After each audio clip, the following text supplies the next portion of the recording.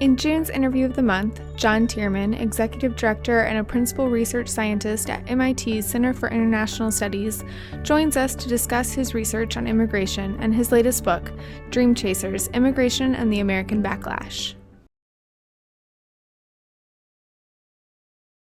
Well, I first started in a serious way with immigration right after 9/11. I was at the Social Science Research Council in New York, and we had a project on the so-called securitization of immigration, which is to say the ramped up effort on the part of the federal government to be more severe with immigrants, testing them, building an envelope of protection, so-called, that was less porous than the one that existed that, of course, permitted the attackers of 9/11 to come in. So we did a volume for the New Press called The Maze of Fear, which was about the consequences of this new set of policies. And then later I did a volume for UNFPA, the Population Fund,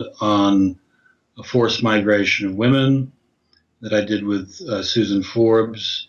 And then I thought for a long time that I wanted to do something specifically about the illegal immigration issue, which struck me as being highly emotional, fraught with lots of misinformation, and yet, very important to the future of this country. So I did that, and it just came out as a Dream Chasers from MIT Press.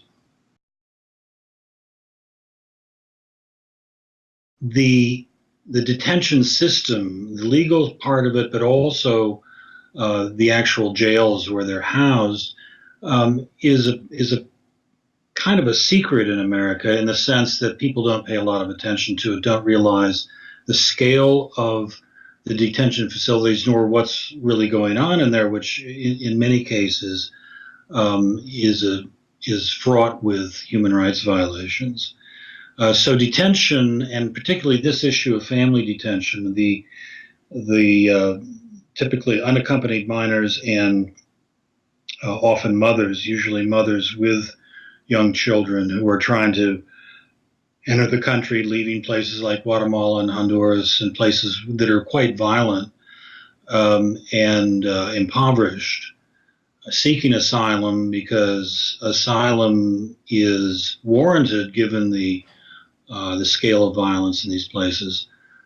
So this family detention, we're detaining these people with the aim of sending them back to Guatemala, Honduras, and other countries.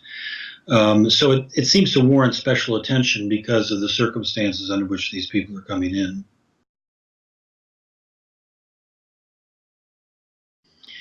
Well, on detention specifically, it just needs a set of reforms that makes the whole system more humane and run by the government, not run by contractors who have a profit motive, and better conditions in these detention facilities.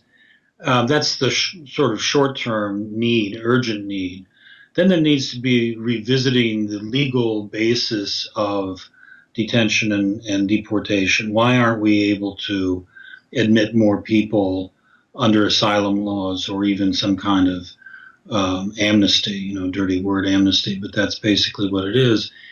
And then third, the larger set of recommendations that I would put forward has to do with why people are coming. And I've written quite a bit about this in my book and in a number of articles. And that is, these young people and the mothers and others are coming because conditions have become so intolerable in Central America and Mexico. Why are they intolerable? Well, to some extent, it has to do with the drug culture, drug gangs, the violence that is associated with that. In fact, many young people want to escape. Their mothers want them to escape because they're going to be pressed into service, so to speak, with the drug gangs, or the girls are at risk of sexual abuse by the gangs.